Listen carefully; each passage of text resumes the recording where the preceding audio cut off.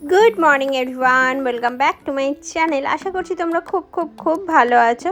মা আজকের অনেকগুলো জামা কাপড় কেচেছে, কিন্তু মেলে দিয়ে যাওয়ার সময় পাইনি, জানো তো। তাই ভাবলাম মেলে দিয়ে আর তোমাদের সঙ্গে একটু বক বক করে নিই এই সুযোগে। আর একজন দেখো উপরে এসছে আমার সঙ্গে, আমি আনছিলাম না, নিচে খেলছিল উনি।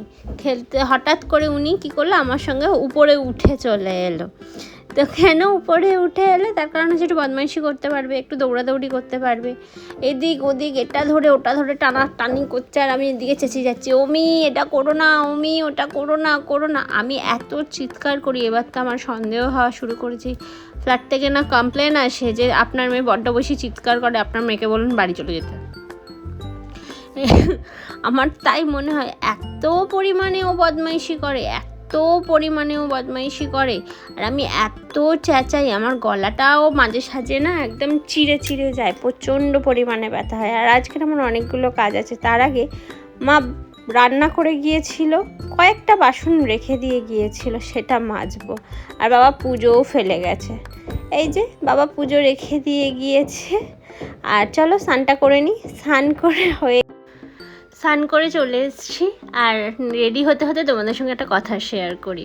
আমার মনে হলো করা উচিত। আমার এই বাড়িতে বা সোনারপুর বাড়িতে, মানে যেটা আমার দেশের বাড়ি, আমার নিজের বাপের বাড়ি, সেই বাড়িতে কোনো কিন্তু এরকম কাজের ভাগ নেই।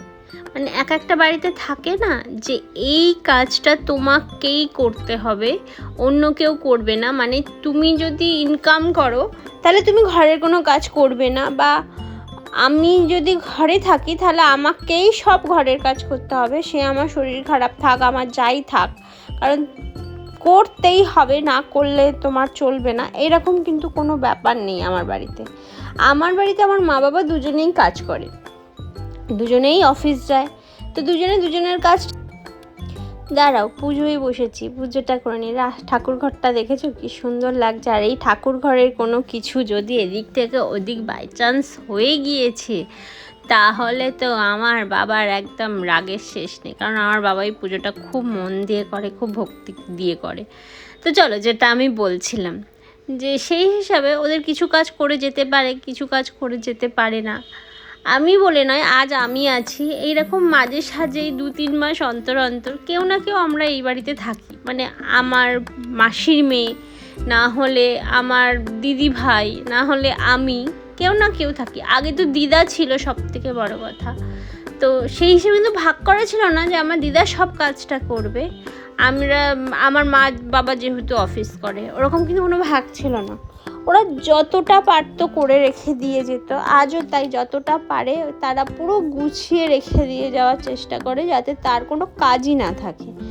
বাই চান্স যেমন আজকের দিনটা কোনো কাজ পড়ে রইলো, সেটা যদি তার ইচ্ছা হয় সে করবে, যদি না ইচ্ছা হয় না করবে। যেমন বাবা যখন পুজোটা দিতে বসলো, তখন বাবার সময় হচ্ছে না, বাবা কিন্তু আমাকে বারবার জিজ্ঞাসা করছিল, বারবার নক করছিল যে তুই পুজোটা দিতে পারবি তো, তোর অসুবিধা হবে না তো, তুই পুজোটা দিতে পারবি তো। মা বলছিল জামা কাপড়গুলো তো কাচলাম, তুই কি একটু মেলে দিতে পারবি, যদি পারিস তো দিস, নাহলে থাক, দিতে হবে না, আমি এসে নয় দেবো।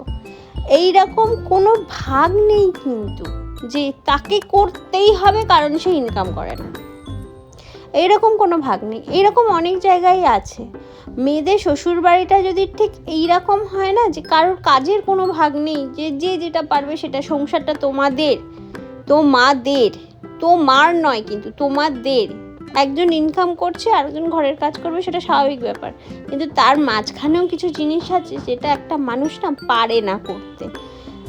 যেমন সেই মেয়েটার শরীর খারাপ থাকতে পারে, বা সেই মেয়েটার অসুবিধা হতে পারে কোনো, যেমন অনেকেই আছে যারা বাচ্চা নিয়ে পারে না করতে, পারে না, অসুবিধা হয় তাদের। অনেক বড় বাড়ি ধরো হলো, বা ছোট বাড়িই হলো, যে আমি ছেলেকে নিয়ে এইটুকু ঘরের মধ্যে আমি নিজে করে উঠতে পারি না।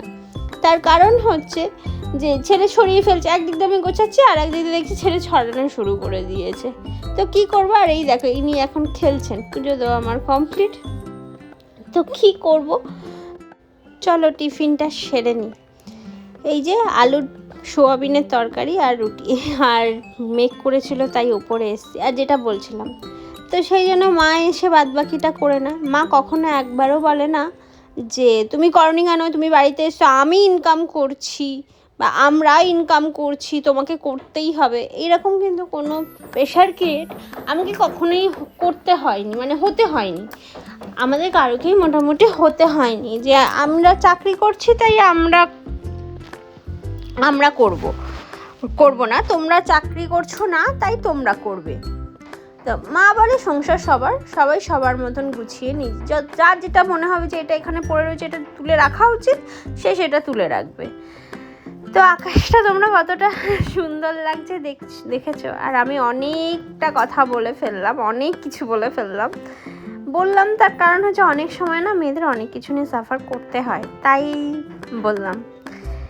তো চলো, আকাশটা দেখেছো কতটা সুন্দর লাগছে, খুব খুব খুব সুন্দর লাগছে আকাশটা দেখতে, প্রচণ্ড সুন্দর লাগছে। আর আজকে আমাদের বেরোনোর কথা ছিল সানডে, দাকে ফোন করলাম, দা বলে দেখ বৃষ্টি হলো না, আমাদের বেরোনোও হলো না। আমি ওয়েদার রিপোর্টে দেখেছিলাম যে আজ 3টে থেকে বৃষ্টি আছে টানা, আর বৃষ্টি তো হলো না। তার কিছুক্ষণ পরেই দেখছি এরকম মেঘ করছে, বললাম না রে দা মেঘ করছে, বৃষ্টি হবে। তো চলো আজকের মতন ভিডিওটা এইটুকুই। যদি তোমাদের ভালো লেগে থাকে অবশ্যই লাইক শেয়ার সাবস্ক্রাইব করতে ভুলো না। আমি জানি আমি অনেক কিছু বলে ফেলেছি, তো আজকের মতন টাটা। তোমাদের সঙ্গে আবার অন্য কোনো ব্লগে দেখা হবে।